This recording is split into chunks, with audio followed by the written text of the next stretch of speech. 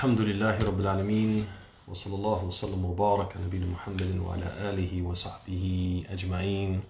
Assalamu alaikum wa rahmatullahi wa barakatuh, and good morning Instagram fam, friends and followers of as-Saafiy, and welcome to another episode in our running series Revert Reflections, and on our sub-series What Sets Islam Apart from Other Faiths.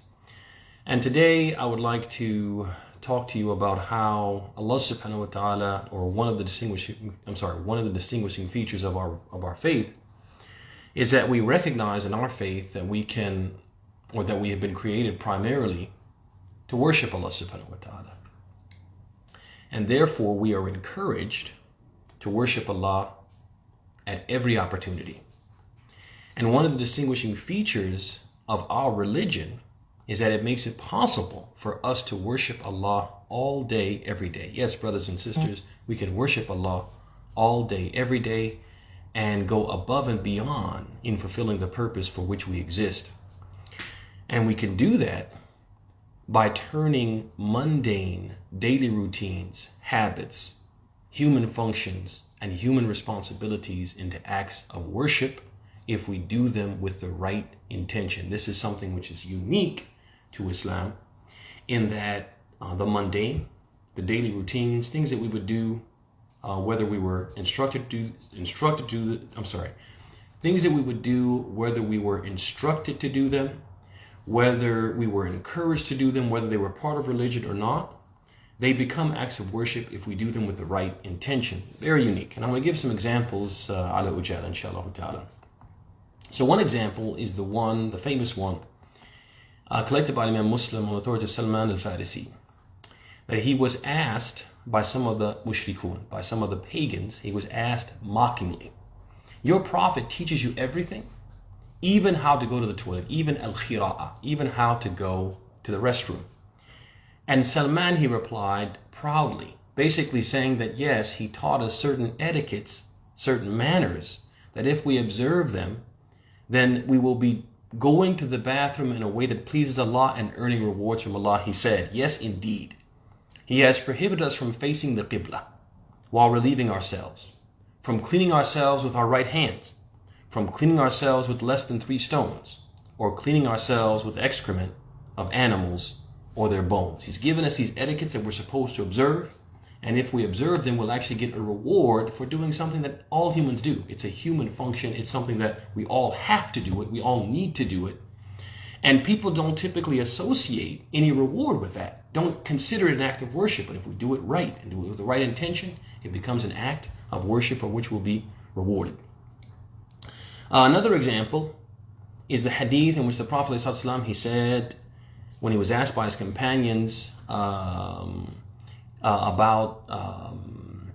about how to get the rewards, or how they can get rewards, or how they can earn rewards from Allah subhanahu wa ta'ala. And in the course of his answer, he said, you'll be rewarded for whatever you spend for Allah's sake, even if it were a morsel which you put in your wife's mouth, providing for your family.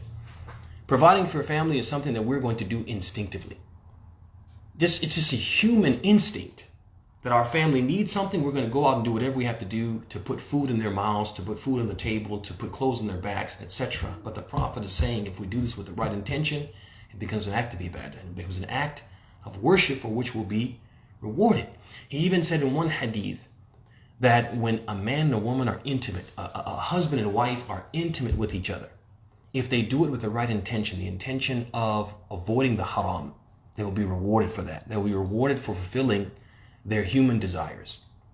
One last example on this front is the example of a discussion that was occurring between two of the Prophet's companions, Mu'adh ibn Jabal and Abi Musa al-Ash'ari radiyallahu anhuma. And they were talking about the way that they offer the night prayer. And Mu'adh, he said, about the way that he offers it, he said, but I sleep and then get up. The way that I offer the night prayer is that I sleep for a period of time, and then I get up. I don't begin the night prayer immediately after Salat al-Isha, but I sleep for a while, and then I get up. And he said, وَإِنِّي أَحْتَسِبُ عَلَى اللَّهِ فِي نَوْمَتِي كَمَا أَحْتَسِبُ عَلَى اللَّهِ فِي قَوْمَتِي. He said, I seek Allah's reward for my sleep as I seek Allah's reward for my night prayer. Meaning, I sleep with the intention of gaining the energy and the strength to offer the night prayer.